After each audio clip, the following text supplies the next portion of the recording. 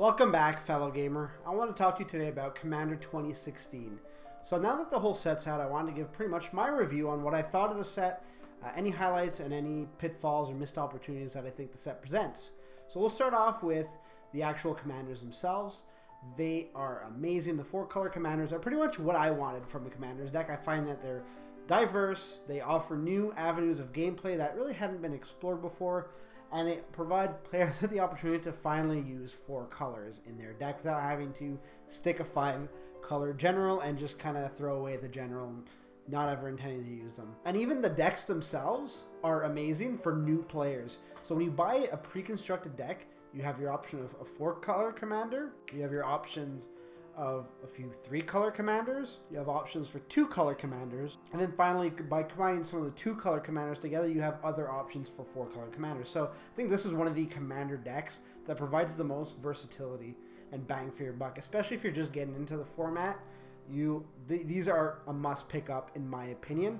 At least 1 or 2 of them. You don't necessarily have to get all 5. But they just provide so many areas of opportunity for you as a new player to jump in and experience Commander and shape the deck to how you want it. Maybe you don't want to run a 4-color, you just want to run a 3-color. The 3-color commanders that they have in there are pretty strong. So really, it's so many. You can go so many different options with it. It's great. I think that was a genius move on their part. And the commanders that they actually constructed are great. Now, I will say this. Kind of like the pitfall, the downfall. The elephant in the room is Ludwig. If you are a part of any Magic the Gathering community, you've undoubtedly heard about how quote-unquote bad Ludwig is and how he should have been different and how maybe he is not a blue-red creature. He more is a 4-color or even 3-color. And a lot of people are saying like they'd rather have no Ludwig than have this type of creature represent him because it is not representative of him at all.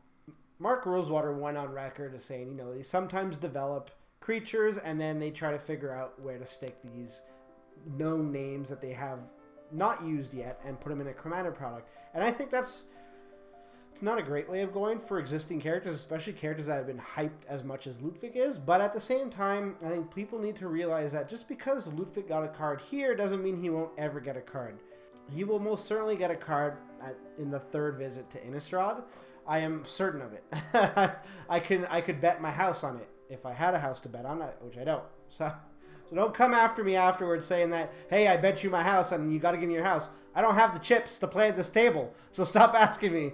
So yeah, it's disappointing. Like I think he's not a legendary creature that I'll ever put as my commander, but it's printed. You can't change it now.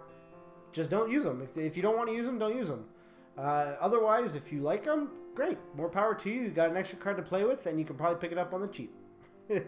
I'm not sure how I feel about the partner mechanic. This is actually something I've always thought about introducing to my play group of just smashing 2 commanders together and having some sort of dual commander, not dual as in one-on-one, but dual commander decks. In the end, I'm like, you know what? I'm just not even gonna bother introducing it because it felt to me like, I don't know. It's just I wanted it, but now that it's here, I'm not sure if I really am enthused by it. It's gonna take some. Definitely, I think there's a broken pair out there that has been printed and just maybe we're not seeing it yet.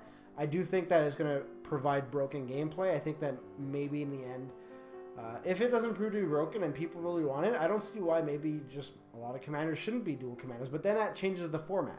If it doesn't prove to be extremely broken, then great. That's another avenue for people to play in, and it does provide opportunities for 3 colors also, and it doesn't have to be 4 colors. It could even be 2 colors. So I'd be really interested to see how they fit this in. I guess I am kind of disappointed that we didn't get an Urza Planeswalker card, or even an Urza character card. And I know, Blind Seer is Urza, but I'd like to play with either a legendary creature or a Planeswalker card that represents Urza. But hey, there's still time for that. There's other Commander product that are coming out down the line, so maybe we'll get one. But definitely, I really like the way they've introduced these new legendary creatures. I think that a lot of them have exciting potential. and I am excited to see how they fit into my existing decks and where I'm going to be plugging them around. I know in the future I'm going to be making a few extra videos that will highlight new cards as either generals or slotting into existing decks that I've built in the past. I do think there's a lot of maneuverability and a lot of ways this set can go. So if you are a new player, I urge you to pick it up if you're interested in Commander. I think this is probably, out of all of them, except save the first, this is the one you should definitely be buying. And all I can say is I'm really excited to try my new 4-color decks. So that's it for me. Thank you very much for watching. And if you'd like to watch another video, you could check out these two that are here.